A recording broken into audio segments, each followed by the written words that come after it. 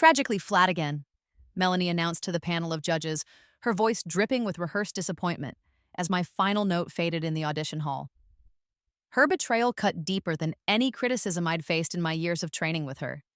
I stood frozen under the harsh spotlight, watching my dream role slip away while my heart thundered against my ribs. The judges whispered among themselves, not even bothering to look at me anymore. I caught fragments of their verdict: lacks emotional depth and technically inadequate.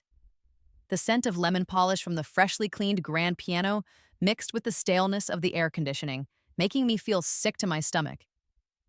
"Thank you for your time," I mumbled, gathering my sheet music with trembling hands. As I stumbled toward the exit, I heard Melanie call in her next student, Veronica, her star pupil. The heavy door hadn't even closed behind me when Veronica's voice soared through the audition piece I'd just butchered. Perfect pitch, perfect emotion, perfect everything. I fled down the corridor, the sound of applause chasing me like a cruel joke. 5 years of lessons with Melanie. 5 years of early mornings and late nights practicing until my throat burned. 5 years of paying premium rates for what she called exclusive coaching techniques. And in the moment that mattered most, she'd labeled me a failure in front of everyone who could have launched my career. Rain pounded against my windshield as I drove home, matching the rhythm of my sobs. The wipers squeaked across the glass, fighting a losing battle against the downpour. My phone buzzed repeatedly, probably friends asking how the audition went. I couldn't bear to answer. The traffic light ahead flashed yellow, then red. I pressed the brake pedal, but my car hydroplaned across the slick asphalt. Time seemed to stretch and slow as I headed toward the intersection. Headlights from the cross-traffic blinded me. I braced for impact. Then everything stopped. The raindrops hung suspended in the air. The blaring horn from the oncoming truck silenced mid-blast. My body felt weightless, disconnected from reality. "This isn't your ending," whispered a voice that seemed to come from everywhere and nowhere. Light engulfed me, bright and warm. Memories flashed before my eyes. Not my life ending, but rewinding.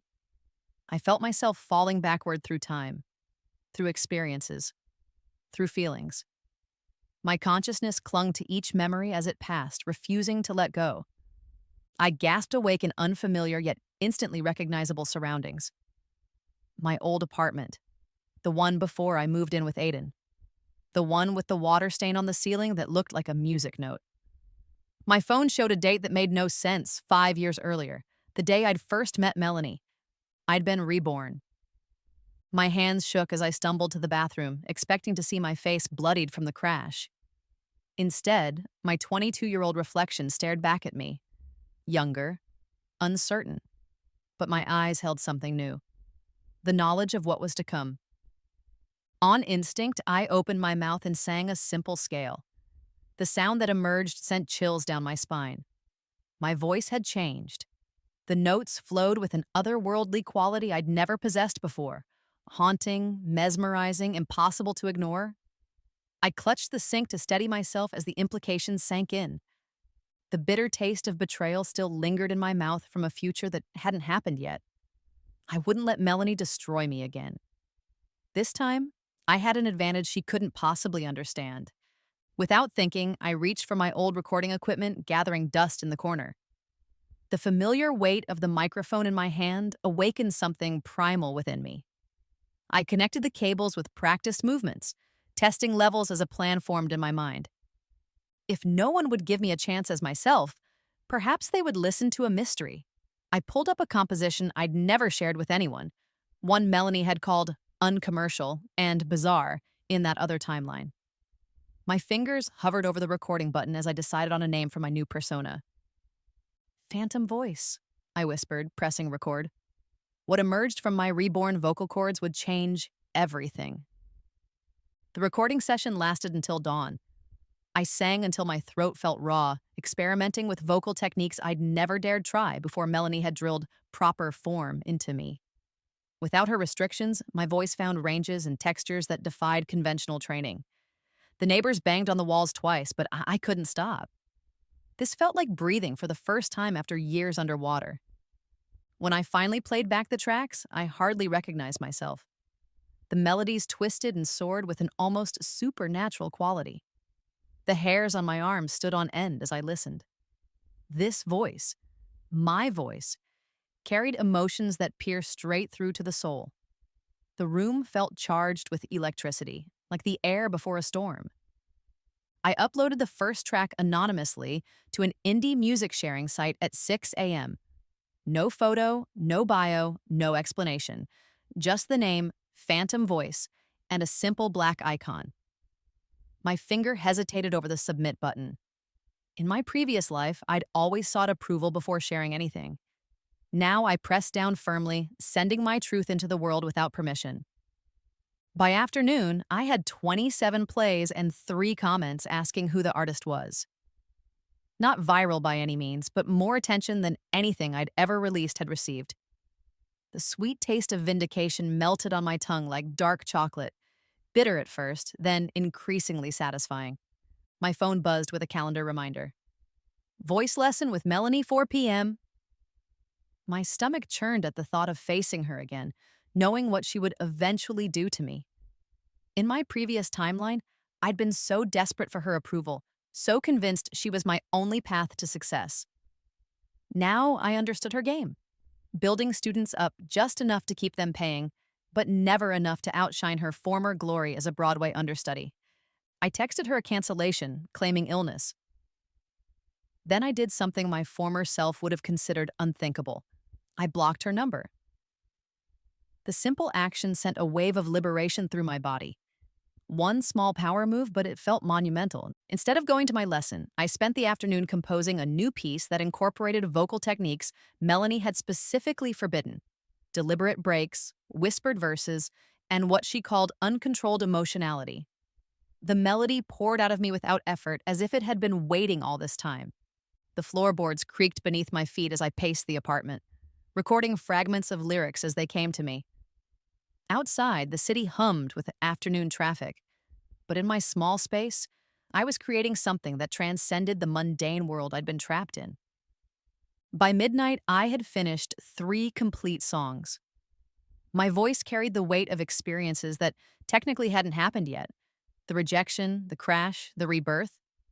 I uploaded them all under the Phantom Voice persona, then collapsed into bed, emotionally drained but strangely peaceful. I woke to my phone constantly vibrating against the nightstand. The wooden surface amplified the sound, making it impossible to ignore. Sunlight streamed through blinds I'd forgotten to close, painting warm stripes across my blanket. I reached for the device, expecting mundane notifications. My heart lurched when I saw the numbers. Over 10,000 plays overnight, comments flooding in. Music blogs had picked up the tracks, speculating about the mysterious artist with the otherworldly voice. One prominent critic had written, "Whoever Phantom Voice is, they've mastered something beyond technical perfection. They've captured raw human experience in audio form." I scrambled to sit up, scrolling through the comments in disbelief. People described crying while listening, feeling understood in ways they couldn't explain. Some compared the sound to famous vocalists, but most agreed there was something entirely unique about Phantom Voice. My hands trembled with excitement and fear. In my previous life, I'd spent years begging for recognition, for just a moment of the attention that had now found me overnight. The irony wasn't lost on me. Success had come only when I'd stopped trying to please others, especially Melanie. A notification from a major streaming platform appeared. They wanted to feature Phantom Voice on their Discover playlist. The opportunity I'd been denied repeatedly in my past life had just fallen into my lap. I pressed accept with a surge of vindication warming my chest. Then I saw an email that made my blood freeze. Melanie had written to the generic address connected to the Phantom Voice account. Fascinating vocal approach. I specialize in developing unique talents. Let me help take you to the next level. She didn't recognize my voice.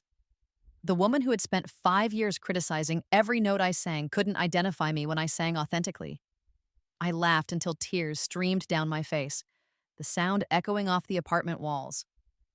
The smell of day-old coffee grounds from my overflowing trash can reminded me I'd barely moved from my creative trance in 24 hours.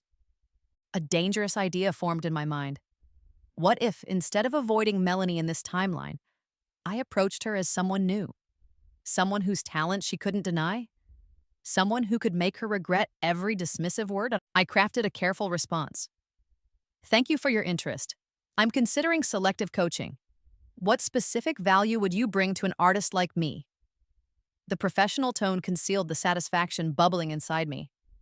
I imagined her scrambling to impress a potential high-profile client, never suspecting it was the student she was about to destroy.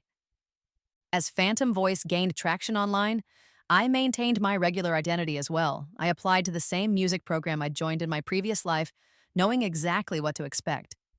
Playing this double role exhausted me, but watching people react differently to each version of myself fascinated me. The world worshipped the authentic voice they couldn't identify while overlooking the person right in front of them. 3 weeks after my rebirth, I received another calendar notification that sent a chill through me. Coffee with Aiden, Park Cafe, 3 p.m. In my previous timeline, this was the day I'd met the music producer who would become my boyfriend and later, another betrayer. My finger hovered over the decline button. I could simply not show up, avoiding that entire chapter of pain. But a better plan crystallized in my mind. Aiden had industry connections I could use, and this time I wouldn't be blinded by affection or gratitude. I knew exactly who he was beneath the charming exterior. I dressed carefully for the meeting, choosing an outfit that suggested talent but not desperation. As I applied a final touch of lipstick, I caught my reflection in the mirror. My eyes held secrets from a future no one else remembered. The scent of my perfume, something bold I would never have chosen before, strengthened my resolve. The cafe bustled with afternoon customers, the rich aroma of fresh espresso mixed with the sweet scent of pastries. I spotted Aiden immediately, exactly as I remembered him from our first meeting. Artfully tousled hair, expensive casual clothes, and a smile that had once made my heart race. Now I saw only the calculation behind it. "You must be the vocalist Jen recommended," he said, standing to greet me. "I'm Aiden Porter, producer with Elevation Records." I smiled, accepting his handshake with just the right amount of pressure. "Nice to meet you. I've heard promising things about your work." The conversation flowed exactly as before.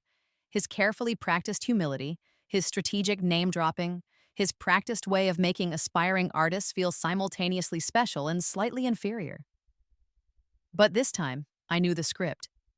When he asked to hear something I'd been working on, I hesitated. This was the moment that would determine everything. In my previous life, I'd eagerly shared all my best material, which he later dismantled and criticized. "Actually," I said, pulling out my phone, "there's this anonymous artist I've been studying. They call themselves Phantom Voice. Have you heard them yet?" I watched his expression change as I played my own track. The hunger that came into his eyes as he recognized something marketable, something he could profit from, something he would never know was sitting right across from him. "This is extraordinary," he murmured, leaning forward. "Do you know who this is? I need to find them immediately." A clock above the cafe counter ticked loudly in the sudden silence between us. I had him exactly where I wanted him. "I might," I said with a small smile. "But first, tell me what you hear in this voice that you don't hear in mine." Aiden's expression shifted from excitement to calculation. He leaned back, studying me with new interest, the way a hunter reconsiders prey that might bite back. The coffee shop chatter faded into background noise as I waited for his answer. "That's an interesting question," he said, tapping his finger against his mug. The ceramic clinked with each tap, matching the quickening pace of my heart. Phantom Voice has something raw, almost supernatural. It's not about technical perfection, it's about emotional authenticity that can't be taught. I nodded slowly, controlling my expression despite the rage bubbling inside me. In my previous life, he'd used almost identical words to explain why my voice wasn't commercial enough. Now he praised the same qualities when he didn't know they were mine. "And my voice?" I prompted, keeping my tone light. He smiled with practiced sympathy that didn't reach his eyes. "You have excellent technique. With the right coaching and material, you could definitely book solid commercial work. Background vocals, jingles, that sort of thing. Just as before, word for word." I pulled my phone back, disconnecting it from the cafe's speaker system where my alter ego's voice had been playing. The sudden silence felt significant, like a door closing between worlds. That's interesting, I said, sliding my phone into my pocket. Because Phantom Voice is entirely self-taught. No formal training at all. His eyebrows shot up. You actually know them? Personally? I shrugged mysteriously, enjoying the power of withholding information he desperately wanted. Let's just say we share certain perspectives on the industry. Aiden leaned forward, coffee forgotten. I could almost see dollar signs reflecting in his pupils. The smell of his expensive cologne, sandalwood and something synthetic, wafted across the table, reminding me of nights I'd spent crying into pillows that carried that same scent after we broke up. I need to meet them, he insisted. Elevation would offer very favorable terms for talent like that. Very favorable. He pulled out his business card, pushing it toward me with an urgency he'd never shown for my own music. Can you connect us? I pocketed the card without looking at it. I might be able to arrange something, but Phantom Voice is selective about collaborations. Whatever they want, he promised eagerly. Creative control, higher points on streaming, preferred recording schedule. It's all negotiable. I struggled to contain my smile. Everything he was offering now had been absolutely impossible when I'd requested the same terms in my previous life. The taste of vindication was sweeter than the untouched pastry between us on the table. I'll pass along your interest, I said, standing to leave. But I should warn you, they have an excellent memory for how people treat others in the industry. Their collaboration decisions tend to reflect that. Confusion flashed across his face, quickly replaced by his professional smile. I always treat artists with the utmost respect. I'm sure, I replied, shouldering my bag. I'll be in touch about both opportunities, mine and theirs. As I walked away, I heard him call after me. I'll listen to your demo too, of course. Just email it over. Outside, the afternoon sun warmed my face as I fought back triumphant laughter. In my previous lifetime, I'd left that same cafe deflated but pathetically grateful that someone of Aiden's stature had given me 15 minutes of his time. Now I walked away with him practically begging for my attention, without even knowing it. That evening, I recorded 2 new tracks for the Phantom Voice collection, channeling all my complicated emotions into the performance. The microphone captured every nuance of my voice, the subtle crack on high notes that Melanie had tried to train out of me, the breathy quality on sustained tones that she'd called amateur. These supposed flaws now became my signature sound, the very elements drawing listeners by the thousands. By morning, Aiden had emailed me 3 times, once about my own potential as a session vocalist, with significantly less enthusiasm, and twice about connecting him with Phantom Voice. His third message hinted at substantial financial incentives for making the introduction. The desperation in his tone delighted me. I forwarded his messages to a new email address I'd created specifically for my alter ego. Then I crafted a response from Phantom Voice to Aiden. Thank you for your interest. Before discussing any potential collaboration, I'm curious how you respond to new artists. Perhaps work with the vocalist who connected us first? Her success or failure under your guidance will determine my interest in Elevation Records. I pressed send and imagined his panic when he realized the mysterious artist he coveted was watching how he treated someone he considered a nobody. The wool blanket I'd wrapped around my shoulders felt suddenly warmer, comforting me like a shield against the cold industry I was learning to navigate on my own terms. My phone buzzed almost immediately with Aiden's reply to my regular email. Great news! After reviewing your background, I'd like to fast-track you for our Emerging Artist program. Can you come to the studio tomorrow? Bring any original material you have. I laughed out loud, startling my neighbor's cat that often napped on my fire escape. The animal shot me an offended look through the window before resuming its position in the sun. I spent the next day preparing for the studio session, but not in the way Aiden expected. Instead of bringing my most commercial-friendly songs as I had in my previous life, I selected pieces that showcased my most authentic voice, work I'd been too afraid to share before. When I arrived at Elevation Records, the familiar scent of soundproofing foam and electronic equipment triggered memories of rejection. Last time, I'd left this building in tears. The receptionist handed me a visitor badge, her fingers brushing against mine, cold from the aggressive air conditioning that always blasted through the building. Aiden's waiting in Studio C, she said, barely looking up from her computer. I found him setting up microphones with an engineer I recognized. Tomas, who would eventually become one of my few genuine supporters in the industry. In my previous life, we'd met months later under different circumstances. "There she is!" Aiden exclaimed with manufactured enthusiasm. "Ready to work some magic." The session progressed very differently this time. When I sang, I abandoned the careful, technically perfect approach I'd used before, instead channeling the same raw energy I poured into my phantom voice recordings. Tomas's eyebrows raised almost immediately, his fingers adjusting levels with increased interest. "Whoa," he muttered, meeting my eyes through the glass. "That's unexpected."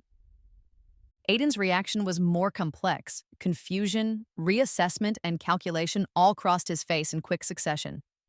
The control room suddenly felt charged with tension. "That's quite different from what I expected," Aiden said carefully when I finished. "Your tone has a unique quality." "Is that a problem?"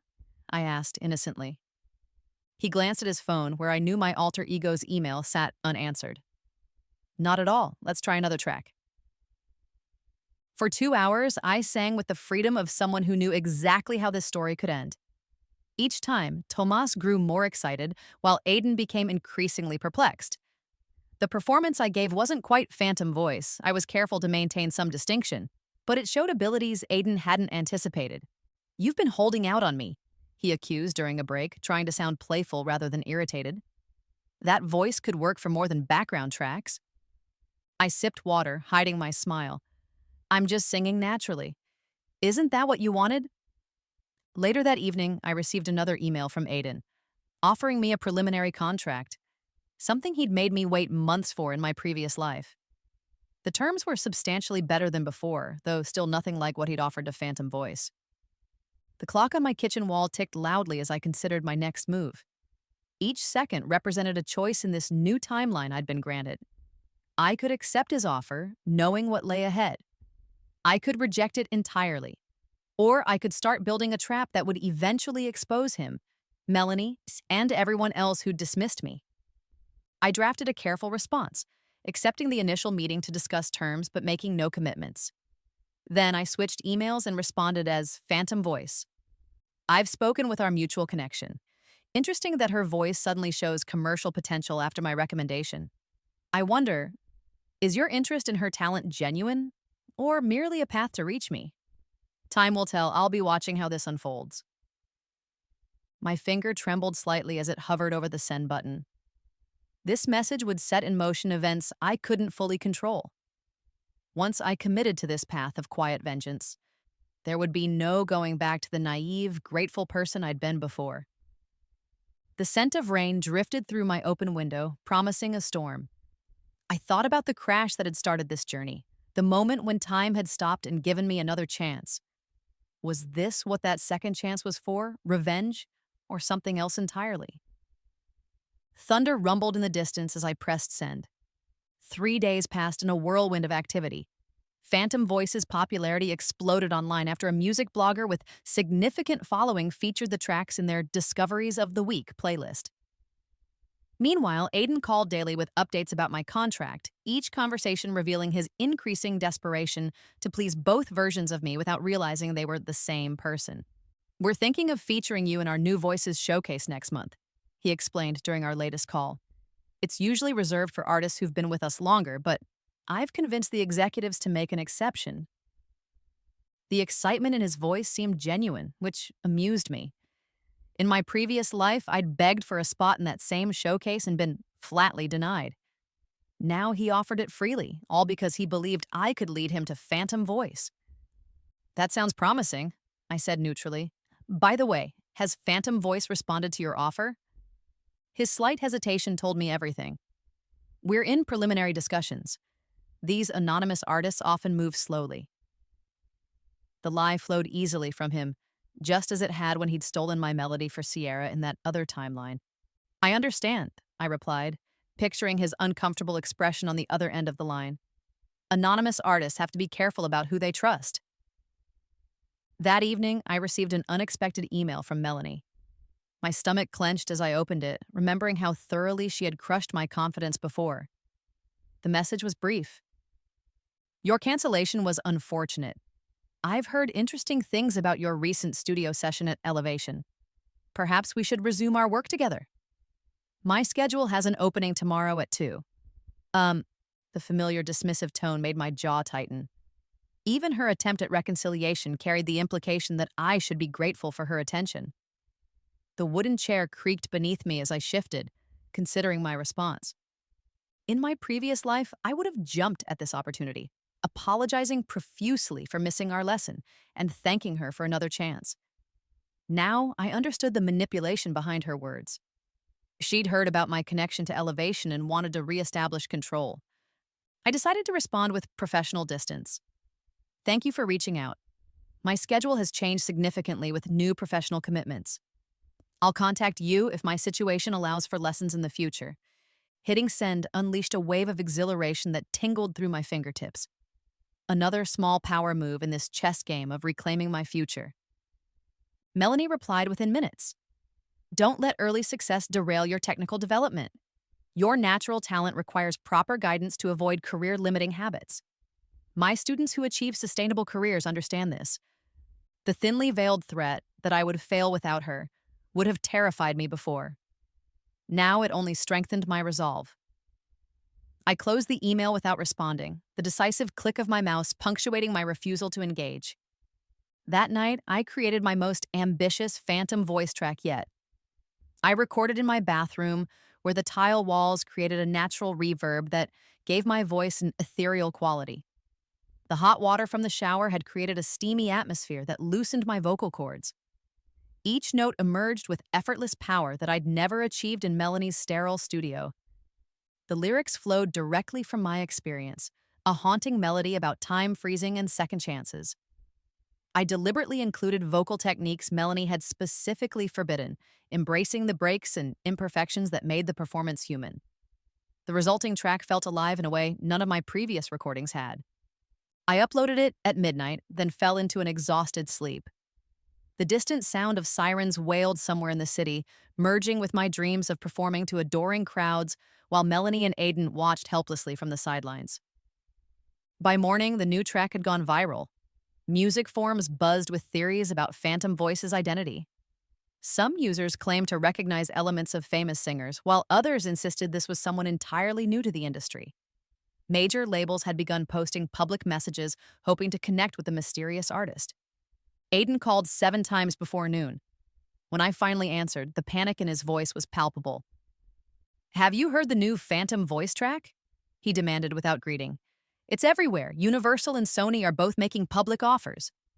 We need to move quickly if Elevation wants any chance." I stretched lazily on my couch, enjoying his distress. I heard it. Pretty impressive range, don't you think? Especially those high notes Melanie always told me were impossible for my voice type. "What? Never mind that," he dismissed, not catching my deliberate hint. "Can you contact them today? Tell them Elevation is prepared to offer complete creative control and a signing bonus that exceeds any other offer on the table." I smiled into the phone. "I'll see what I can do. By the way, how's my contract coming along?" "It's being finalized now," he assured quickly. "But honestly, connecting us with Phantom Voice would guarantee you premium treatment at Elevation. Career-making move." After ending the call, I turned my attention to the growing number of interview requests for Phantom Voice. Music journalists, podcast hosts, and radio programs all wanted exclusives with the industry's newest sensation. The irony wasn't lost on me. In my previous life, I couldn't get a music blogger to return my emails. A notification from my banking app interrupted my thoughts. I opened it to find that my tracks had generated more revenue in 3 weeks than I'd earned in 6 months at my day job in my previous life. The financial freedom this offered created new possibilities I hadn't considered. I could produce my own music now, without Elevation or any label. I could create my own path, revealing myself as Phantom Voice when the moment was right. The realization made me dizzy with potential. The rich aroma of fresh coffee filled my apartment as I brewed a pot and considered my next move. Outside, rain tapped against my windows with increasing urgency, matching the rhythm of my thoughts. Each drop represented a possibility in this new timeline. My phone buzzed with a text from an unfamiliar number. "This is Tomas from Elevation. Your session was incredible. Not sure if Aiden mentioned, but I'm working with some independent artists on a side project. Would love to talk. This is my personal number. My heart leaped with unexpected hope. Tomas had been my ally before, recognizing my talent when others dismissed it. Perhaps in this timeline, our partnership could begin even earlier. I texted back, "Definitely interested. When can we meet?" His response came quickly. "Tomorrow night, small studio in Brooklyn, no corporate ears. Bring whatever you're working on that Aiden might not get." The opportunity felt like a gift from my former timeline, a connection that had once been positive, reappearing when I needed it most. I agreed to the meeting, already planning which tracks to bring. Later that afternoon, I passed by a music store and froze when I saw Melanie inside, working with a young vocalist who looked painfully familiar. With a shock, I recognized Veronica, the student who had replaced me at that fateful audition in my previous life. I lingered outside, watching through the glass as Melanie performed her usual routine. Excessive praise followed by crushing criticism, creating the emotional dependency that kept her students paying for years.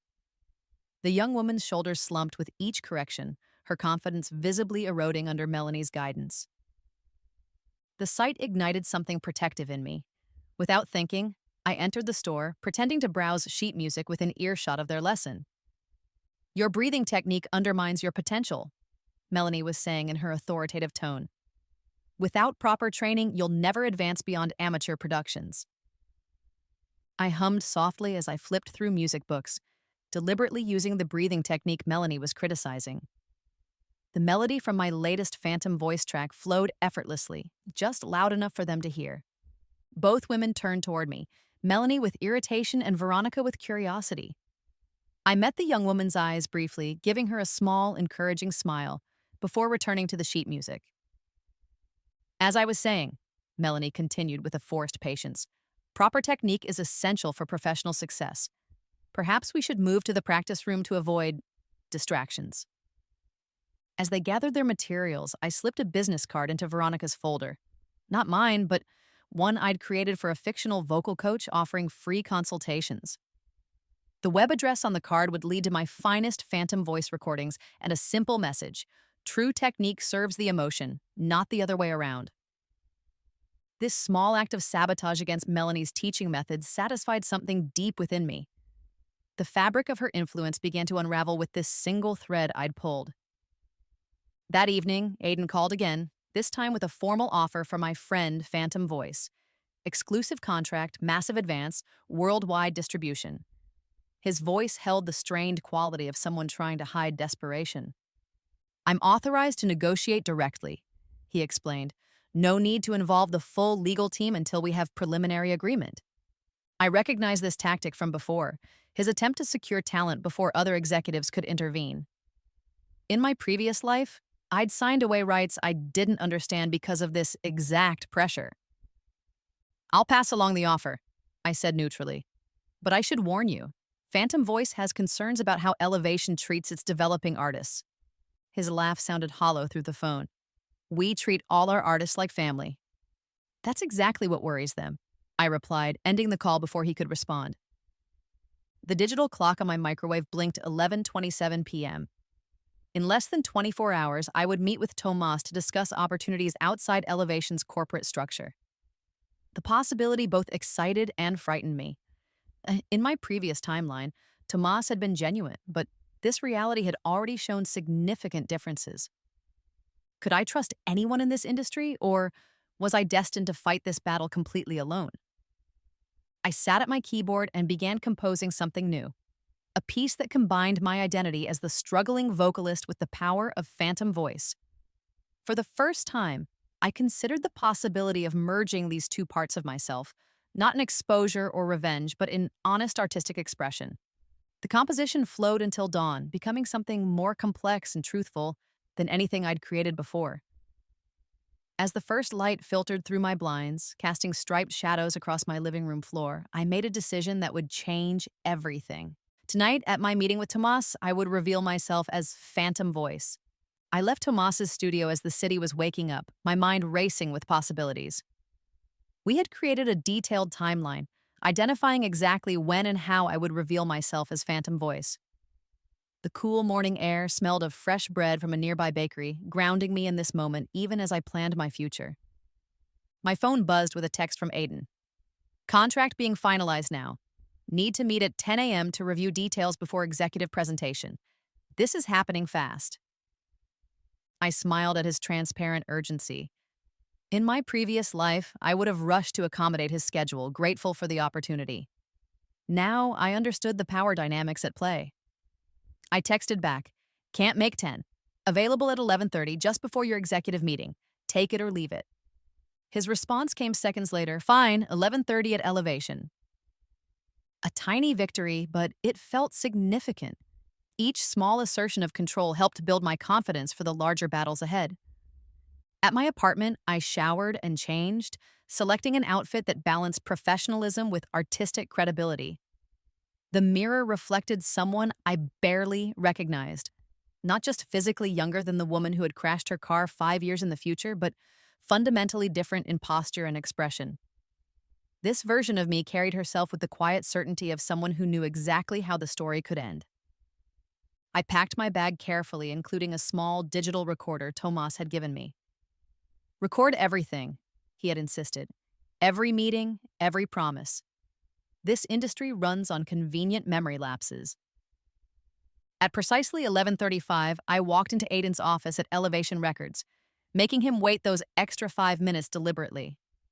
The familiar space looked exactly as I remembered it: awards lining the walls, expensive minimalist furniture, and the large window overlooking the city that he positioned visitors to face, ensuring they would be slightly blinded by light while he remained in shadow.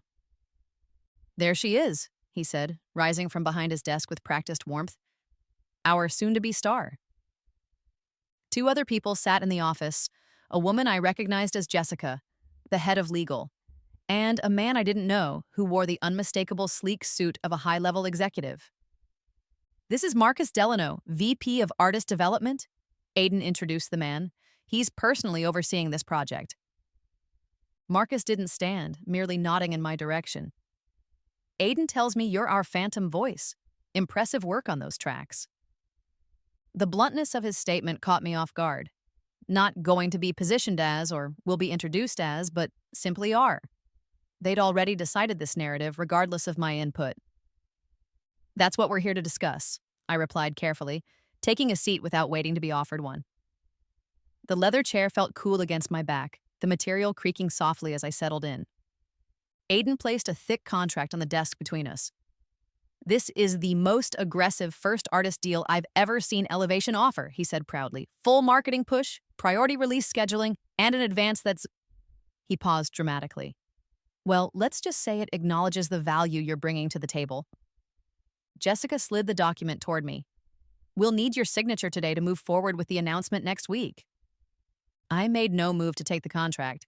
"I'd like to review it first, thoroughly." Marcus chuckled as if I'd said something amusing. "Of course, but we're on a tight timeline. The phantom voice momentum is peaking now. Waiting risks losing the audience's attention." The pressure tactics were exactly as Tomas had predicted. I maintained a neutral expression, remembering his advice. "They'll try to rush you. That's when you know the deal favors them more than you." "I understand timelines," I said calmly, "but I won't sign anything I haven't read carefully. I'd also like my own legal representation to review it." Aiden's smile tightened slightly. "We can give you today, but we need this executed by morning if we're going to make the announcement next week. The marketing team is already working on concepts." I nodded, taking the contract but not opening it yet. "Before I review this, I need clarity on exactly what you're proposing. You want me to claim I'm Phantom Voice and re-record the existing tracks?" "Not just claim," Marcus interjected. "You would be Phantom Voice. Officially. Exclusively. The contract includes language that assigns all existing recordings to Elevation and prohibits you from releasing music under that name through any other channels." Exactly what we'd anticipated. They wanted complete control of the Phantom Voice identity. "And what happens when the real creator comes forward?" I asked innocently. Jessica spoke up, her voice carrying the precise tone of someone who had rehearsed this answer. "Our investigation indicates the tracks were posted through anonymizing services. The actual vocalist has deliberately concealed their identity, likely because they lack proper work authorization or have existing contractual obligations preventing them from releasing new music. The fabricated explanation was so confident that I almost laughed. The music industry was apparently willing to construct entire fictional scenarios to justify their exploitation. In other words, I clarified, you're betting they can't or won't reveal themselves. Precisely, Marcus confirmed without a hint of ethical concern. And if anyone does come forward, our legal position will be that they're an imposter trying to capitalize on the campaign we've built around you. The sheer audacity stunned me into momentary silence. The room suddenly felt too warm, the scent of Aiden's expensive cologne cloying and oppressive. I see, I finally managed, and you're comfortable with this approach? Aiden leaned forward, his expression earnest. This is how careers are made. The original tracks are good, but with our production team, your voice, and proper marketing, this could be extraordinary. Sometimes opportunity requires creative solutions. Creative solutions, I repeated slowly. That's an interesting way to phrase it. I opened the contract and began scanning the first pages, buying time to process everything I'd just heard. The document was dense with legal terminology, but certain clauses jumped out immediately. The exclusivity provisions were aggressive, the rights assignments comprehensive, and the options for future albums heavily favored the label. The advance is on page 12, Aiden prompted, clearly anxious to highlight what he considered the selling point. I turned to the page and couldn't help my eyebrows rising. The figure was substantial, nearly 5 times what they'd originally offered me in my previous timeline. The desperation to secure Phantom Voice was evident in every digit. Impressive, I acknowledged, but money isn't everything. Marcus made a sound somewhere between a scoff and a laugh. In this business, it usually is. I closed the contract and met his gaze directly. Not to the real Phantom Voice. They chose artistic integrity over commercial success by releasing their music independently. That suggests they value creative control more than financial gain. An uncomfortable silence settled over the room. I could almost see the calculations happening behind their eyes. Had they misjudged my motivations? Was I going to be more difficult to manipulate than anticipated? Aiden recovered first. Which is why this deal offers unprecedented creative input. You'll work directly with our top producers but maintain your unique sound. The best of both worlds. I stood, tucking the contract into my bag. I'll review this and get back to you by morning, as requested. One more thing, Marcus said as I turned to leave. This offer is contingent on your agreement to the Phantom Voice positioning. Without that, we'd be looking at a standard new artist deal with significantly different terms. The threat was clear: play by their rules or be treated like every other desperate musician. I understand completely, I assured him with a smile that revealed nothing of my true thoughts.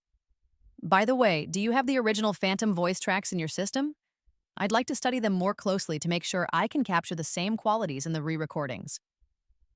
Aiden seemed relieved by what he perceived as my cooperation. Absolutely, I'll send them right now. As I left the Elevation offices, my phone pinged with his email containing download links to my own tracks, the very ones I had created in my bathroom studio. The irony was almost too perfect. Outside, the midday sun felt cleansing after the stifling atmosphere of corporate manipulation. I hailed a cab and directed the driver to Tomas's studio, where he was waiting for our debriefing. Well, he asked as soon as I walked in, his expression eager and concerned simultaneously. Exactly as we predicted, I confirmed, pulling out the digital recorder and playing back the meeting. They want complete control of the Phantom Voice identity and are prepared to legally fight anyone who claims to be the original artist.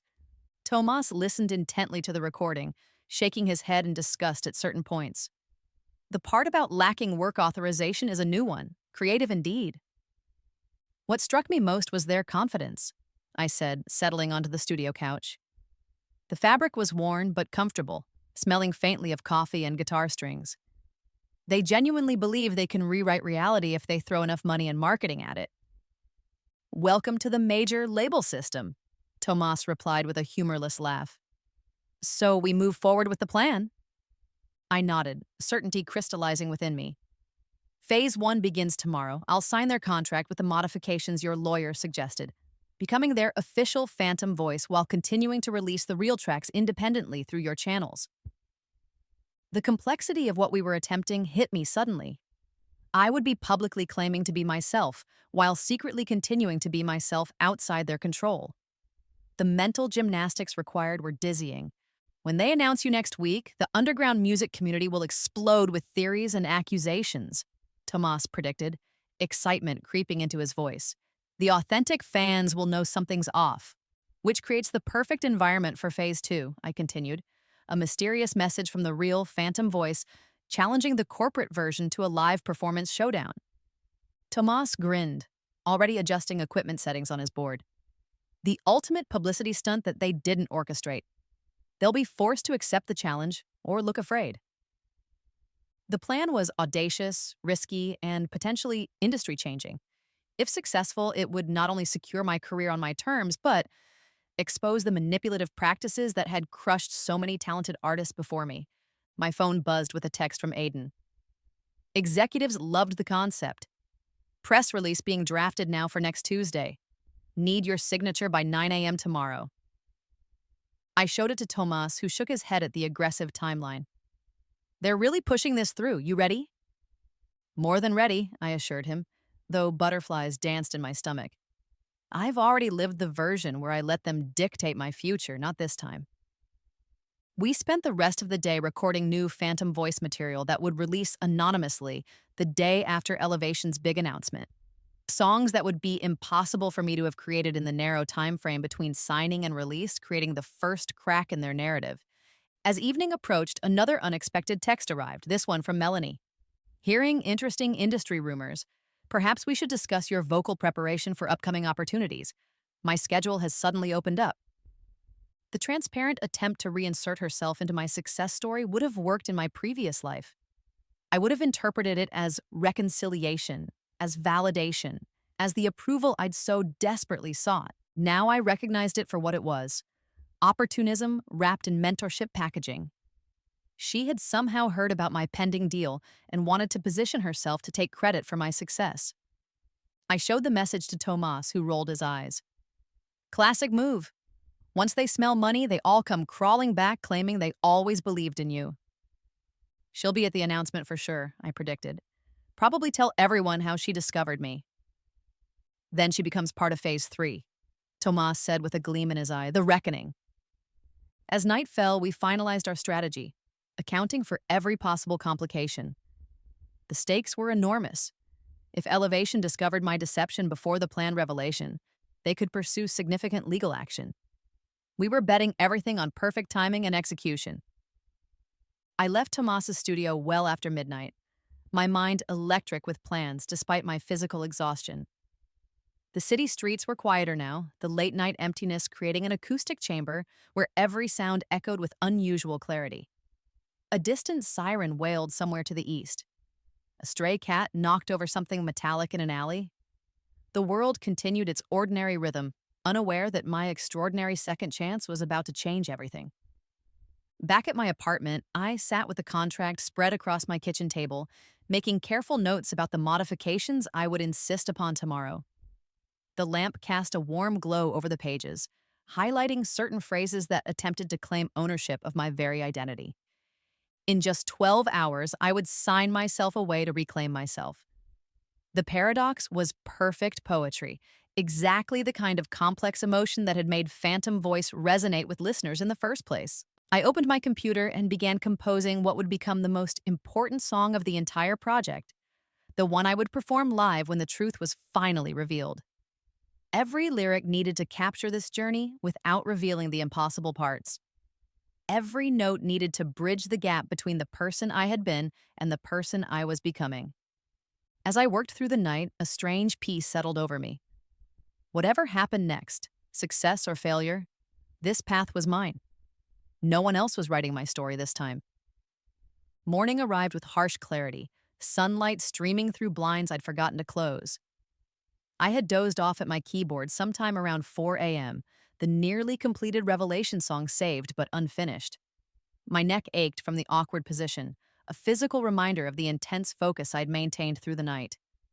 The digital clock on my microwave blinked 7:13 a.m. Less than 2 hours until I needed to be at elevation with my decision. I stretched, feeling the popping of tight joints and the fog of insufficient sleep clouding my thoughts. The coffee maker gurgled to life at my touch, its mechanical sounds oddly comforting in the quiet apartment. While waiting for the coffee, I scrolled through my notifications. 3 missed calls from Aiden, a text from Tomas confirming our plan, and, surprisingly, an email from Veronica, Melanie's star student. The subject line simply read, "Is it really you?" My heart jumped into my throat as I opened it. Had she somehow discovered my dual identity? The message was brief, but sent adrenaline coursing through my system. "I found your card in my folder after our lesson, visited the website." That voice. It's Phantom Voice, isn't it? The one everyone's talking about. "And you're somehow connected."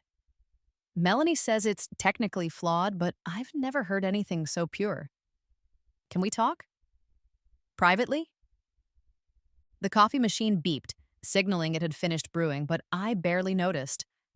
This unexpected development could either complicate our plan or provide an unexpected ally. Veronica had been a pawn in my downfall before, but in this timeline, perhaps she could serve a different role. I composed a careful reply. "Yes to all your questions. Meeting soon might be complicated given current circumstances. Watch the music news next week. After that, we'll talk.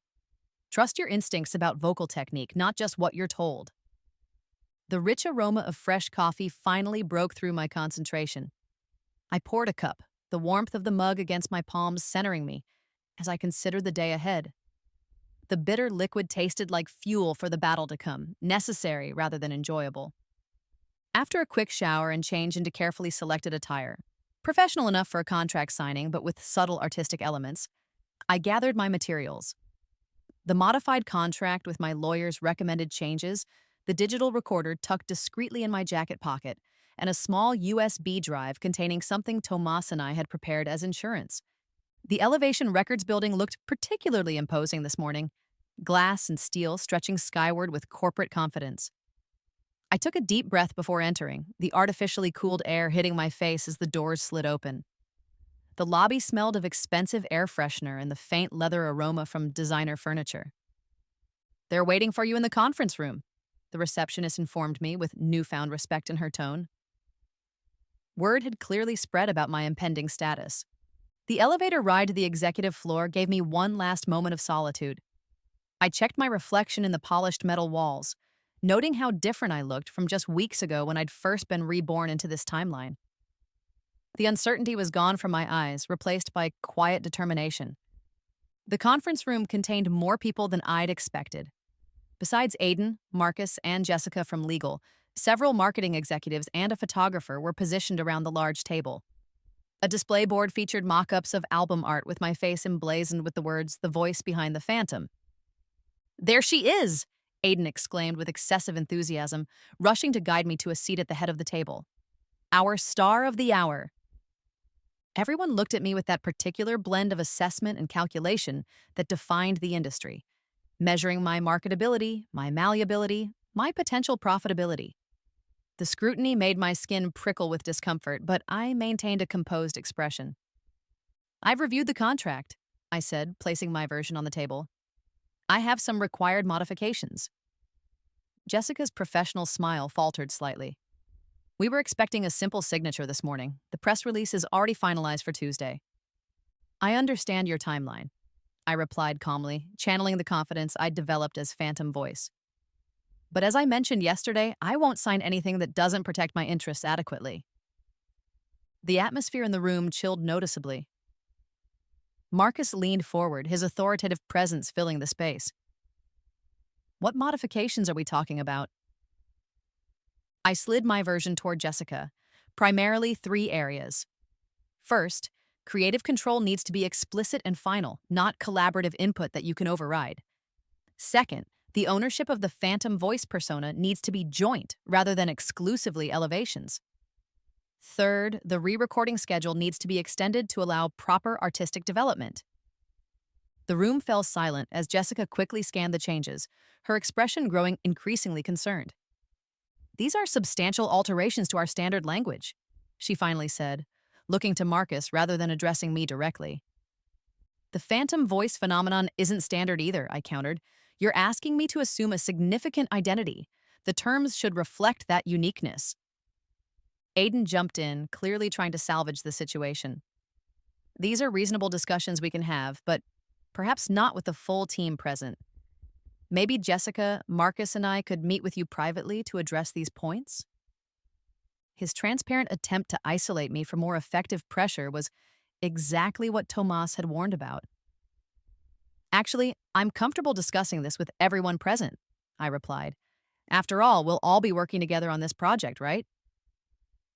The subtle power move forced them to either proceed publicly or explicitly exclude their own team. Marcus's jaw tightened almost imperceptibly as he recognized the gentle trap. Fine, he conceded. Let's address these points one by one. For the next hour, we negotiated each modification. They pushed back hard on the joint ownership clause, offering increasingly creative reasons why Elevation needed exclusive control of the phantom voice identity. I remained firm, explaining that my authentic connection to the persona required maintaining some ownership. The entire marketing concept depends on your complete embodiment of this identity, Jessica argued. Divided ownership creates potential future complications. It's precisely because I'm embodying this identity that I need to maintain partial ownership, I countered. Unless, of course, you're concerned the actual creator might emerge with competing claims. The question hung in the air, uncomfortably direct. Marcus and Jessica exchanged glances that confirmed they had indeed discussed this possibility extensively. Our legal position on that hypothetical scenario is solid, Jessica finally stated. But your point about embodiment has merit. We can adjust to joint ownership with specific usage parameters. Small victory by small victory, we worked through the document. The marketing team grew visibly restless as their carefully planned timeline faced potential delays. The photographer periodically checked his watch, equipment untouched in the corner.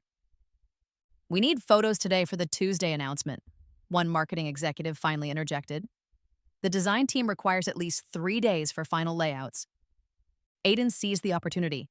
Perhaps we could proceed with the preliminary photos while Jessica finalizes the language changes, then sign before you leave today? The pressure tactic was obvious but effective. They were creating a situation where my refusal would disappoint an entire team of people just trying to do their jobs. In my previous life, this approach would have worked perfectly on my people-pleasing nature. But I had prepared for this.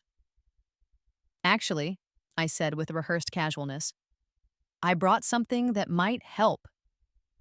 I removed the USB drive from my pocket and handed it to the marketing director.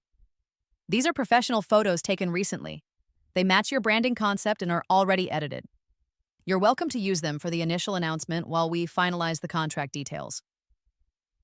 The room's energy shifted immediately. The marketing team excitedly plugged in the drive to view the images on the conference room screen. Tomas had arranged a professional photo shoot days earlier, anticipating exactly this situation. The striking images that appeared, me in shadowy lighting with artistic elements that evoked the phantom theme, were actually better than anything they could have created in a rushed session today. These are excellent, the marketing director admitted, scrolling through the options. High concept, mysterious yet revealing. Perfect for the launch.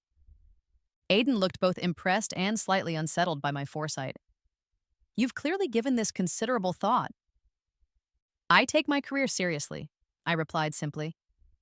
So, shall we continue with the contract modifications while they work with the photos?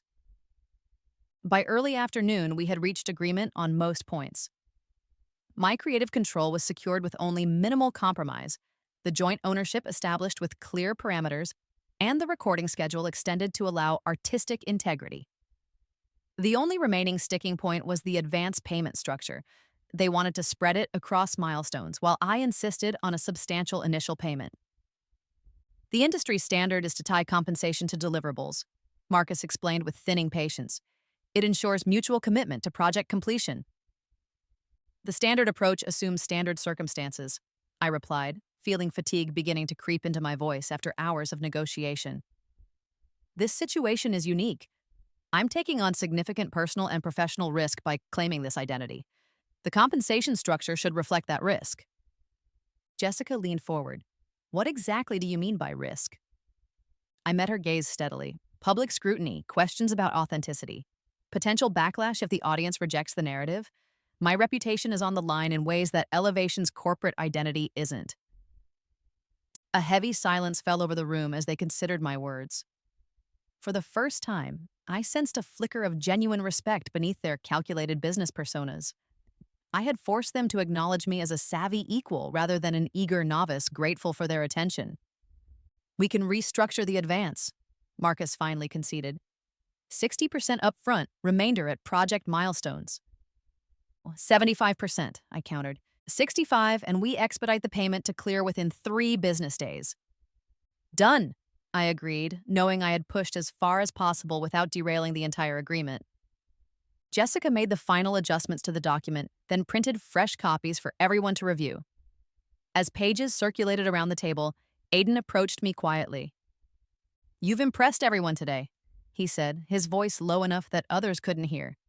"Not many new artists could hold their own in a negotiation like this."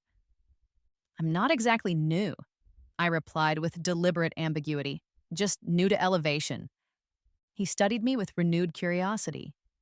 "You know, when this all started, I thought you were just a promising vocalist who might lead us to Phantom Voice.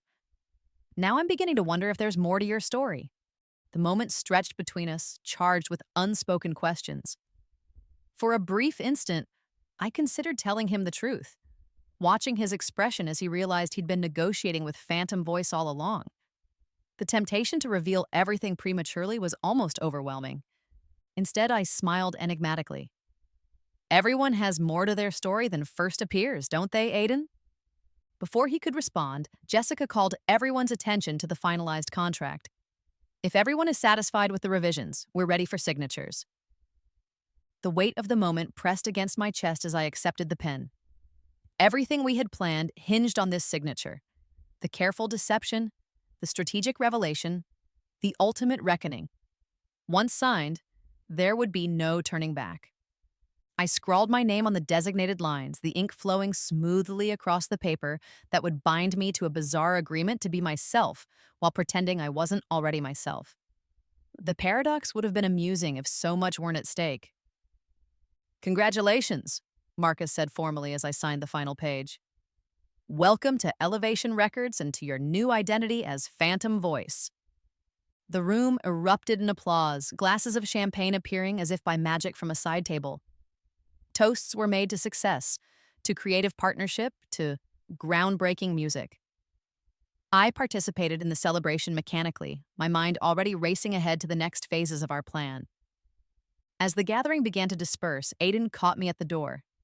"The hard part's over," he assured me. "From here, it's just about making great music and letting us handle the rest." I smiled, knowing just how wrong he was. "Actually, Aiden, the real work is just beginning, but I'm looking forward to surprising everyone with what comes next." I left the Elevation building feeling simultaneously exhausted and energized. The contract in my bag represented both a shackle and a key, binding me to their system while providing the very tool I would use to break free on my own terms. Outside, the afternoon sun felt cleansing after hours under fluorescent lights. I pulled out my phone to text Tomas a single word, "Signed." His response came immediately. "Phase 1 complete. Phase 2 begins Tuesday." I looked up at the Elevation Records logo prominently displayed on the building's facade, gleaming in the sunlight with corporate confidence. They believed they had just acquired control of Phantom Voice, never suspecting they had invited the actual Phantom directly into their midst. In just 5 days, the real performance would begin. The weekend passed in a blur of preparation. Tomas and I worked relentlessly, finalizing the tracks that would release immediately after Elevation's announcement. These new songs needed to be unmistakably Phantom Voice in style, yet clearly impossible for me to have created within the Elevation timeline. We deliberately incorporated vocal techniques that would take months to master, evidence that would later support our revelation. "How are you holding up?" Tomas asked Sunday evening as we put finishing touches on the third track. The studio had become my second home, its familiar sense of coffee and electronic equipment now comforting rather than foreign. "Honestly, I'm terrified and exhilarated at the same time," I admitted, slipping off the headphones. The pressure had left a slight indentation in my hair that I absently tried to smooth. It's strange knowing exactly what's coming, but still feeling nervous about it.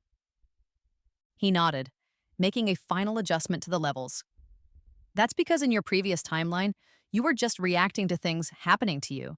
Now you're the one making them happen. His insight struck me deeply. The fundamental difference between my past and present wasn't just foreknowledge, it was agency. I was no longer a victim of circumstance, but an architect of consequences. Monday morning brought a flurry of emails from Elevation's marketing team, each more urgent than the last. The press release had been finalized, social media announcements scheduled, and a launch party planned for Tuesday evening at an exclusive venue in Manhattan. They needed my approval on final language, confirmation of attendance, and preferences for the event. I provided what they needed while maintaining a careful emotional distance from their excitement. Their eagerness to package and present me as their discovery would make the eventual revelation all the more powerful. That afternoon, my phone rang with an unfamiliar number. I answered cautiously.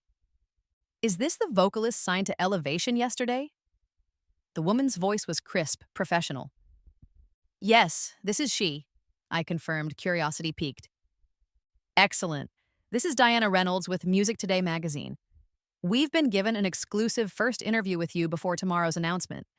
Are you available in the next 2 hours?" My heart raced. Elevation hadn't mentioned any pre-announcement interviews. This was either a breach in their carefully controlled rollout, or, more likely, Aiden attempting to lock me into the narrative before I could reconsider. "I wasn't informed about any interviews before the official announcement," I replied carefully. A brief pause. "Mr. Porter assured us this was cleared with you. He specifically mentioned you were eager to share your journey as Phantom Voice." The manipulation was so transparent it was almost amusing. Aiden was trying to create a situation where backing out would make me appear difficult and unprofessional. "I'm afraid there's been a miscommunication," I said firmly. "All media engagements need to follow the approval process outlined in my contract. Please contact Jessica Myers in legal to schedule properly." The journalist sighed with poorly concealed frustration. "The issue is timing. Our piece is meant to coincide with tomorrow's announcement. Without your interview today, we'll have to run with the press release quotes only." "I understand the challenge," I replied, maintaining my composure. "But I need to respect the processes I've agreed to. I'm looking forward to speaking with Music Today after the proper arrangements are made." After ending the call, I immediately contacted Jessica, forwarding the details of the attempted interview. Her response was swift and apologetic. "This was not authorized through proper channels. I've spoken with Aiden about following contractual procedures. This won't happen again." Small victory, but significant. I had established early that I wouldn't be manipulated or pressured beyond the agreements we'd made. Boundaries were crucial with people like Aiden, who viewed contracts as suggestions rather than binding frameworks. My phone buzzed again almost immediately. Aiden this time. "What happened with Music Today?" he demanded without greeting. "They called saying you refused the interview." "I didn't refuse," I corrected calmly. "I directed them to follow the approval process in our contract. You know, the one we spent an entire day negotiating?" His frustrated exhale was audible. "That process is for regular publicity later in the campaign. This is the launch announcement. Different dynamics, tighter deadlines." "Then that distinction should have been in the contract," I replied, refusing to be rushed or pressured. "I'm not doing interviews I haven't been properly briefed for." "We need this piece to shape the narrative from day one," he insisted, his voice taking on the persuasive tone I remembered well from my previous timeline. "First impressions matter enormously in these situations." "I agree completely," I said, "which is why I want to do it right, not rushed. Schedule it properly for later this week. Give me the briefing materials in advance, and I'll give an incredible interview." The silence stretched between us as he recognized I wouldn't budge. The familiar scent of my apartment's lavender candle filled the pause, grounding me in my resolve. "Fine," he finally conceded, "but I need you fully prepared for tomorrow's announcement and party. Car will pick you up at 4 p.m. for final prep before the 7 p.m. event." "I'll be ready," I promised, ending the call with a mixture of satisfaction and apprehension. I immediately texted Tomas about the development. His response was quick. "He's trying to rush you into mistakes. Stay calm and stick to the plan." That evening, I laid out my outfit for the announcement party, an elegantly mysterious ensemble that nodded to the phantom aesthetic without being costumey. Every detail had been considered, from the subtle musical note pendant I would wear to the slightly unconventional makeup that would photograph dramatically under event lighting. Sleep proved elusive as my mind raced through contingency plans. What if someone from my past recognized my voice? What if Aiden somehow discovered our deception before we were ready to reveal it? What if the audience rejected me entirely? The possibilities spiraled until I finally drifted into restless dreams around 3 a.m. Tuesday dawned bright and clear, as if the universe itself approved of our audacious plan. I woke to a text from Aiden. Big day, everything in motion. Announcement scheduled for 10 a.m. online. Then mainstream coverage throughout day. Tonight we celebrate. At precisely 10 o'clock, my phone exploded with notifications. The Elevation Records announcement had gone live across all platforms simultaneously. Press release, social media, music industry publications.